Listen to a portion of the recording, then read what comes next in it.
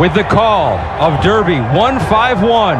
Let's get it up to Larry Colmus. All right, Ahmed, just a few more to go in. Flying Mohawk has moved into the starting gate. Owen Almighty taking his spot. He's number 20, and that leaves just the 21, Baeza, to complete the line here under Flavien Prat. Baeza steps forward and in. They're all in line. We're ready for the start. They're off in the Kentucky Derby. Journalism is in a little bit of traffic early on here, but he came out of the gate okay. Citizen Bull and Neo Equos, as expected, to the front, but they've come well off the rail. And these two are setting the pace with Owen Almighty to the outside. East Avenue is away running in fourth. American Promise is fifth and down on the inside. Then Admire Daytona. Burnham Square is closer today. He's down on the rail, only about 5 lengths off the lead. Then Chunk of Gold. Journalism is saving ground into that turn. He's in the middle of the pack as Cold Battle goes up on the far outside with Rendered Judgment and Flying Mohawk. Then comes Publisher, Baeza to the outside. Down toward the rail, Japan's Luxor Cafe leads Sovereignty. Tistastic and Sandman are next.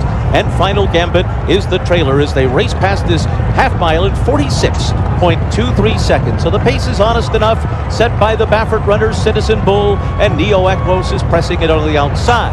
American Promise together with Owen Almighty, third and fourth. Break of another 2.5 to East Avenue in fifth. Burnham Square is sixth on the inside. Brian Hernandez has him down on the rail like he did with Mystic Dan last year. They're about 6 lengths off the lead as they race for the far turn.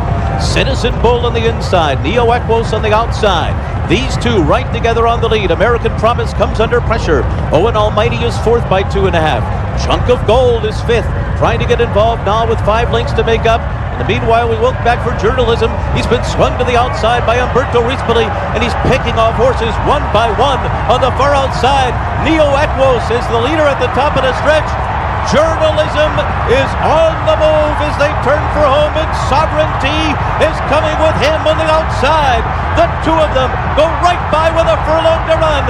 Journalism and Sovereignty, nose to nose, down to the last 16th of a mile. Sovereignty has taken the lead.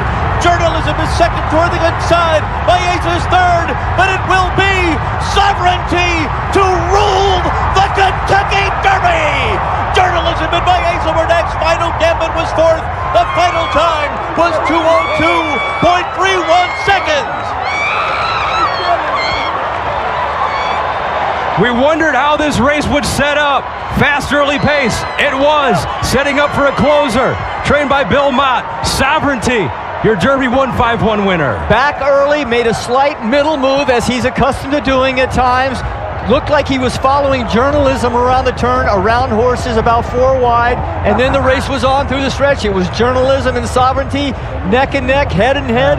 In the final 100 yards, Sovereignty proved the best. The first Kentucky Derby winner for Godolphin and Sheikh Mohammed, who's been ruling American racing in the Eclipse Awards lately. The second for Bill Mott, but the first one was by disqualification with Country House in 2019. Now he gets to experience winning the Derby for real the first time. Junior Alvarado.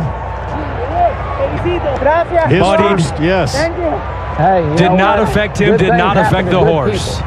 Journalism, the favorite, ran well. Baeza was right behind him in third, just like the Santa Anita Derby, except Sovereignty loves Churchill Downs and just improved past those two. Yeah. Journalism had no problem. Had a good inside trip in the first turn, crept up in the far turn, 3 wide trip, most of it, and had every chance in the world to outrun Sovereignty and couldn't do it through the stretch.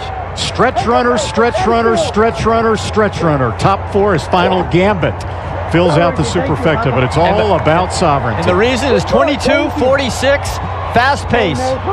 Citizen Bull doing what he needed to do, got out front early, but that pace just too fast. The best race of Sovereignty's life before this was here at Churchill Downs as a 2-year-old. He loves this place. He was training beautifully here, and he proved it again just now.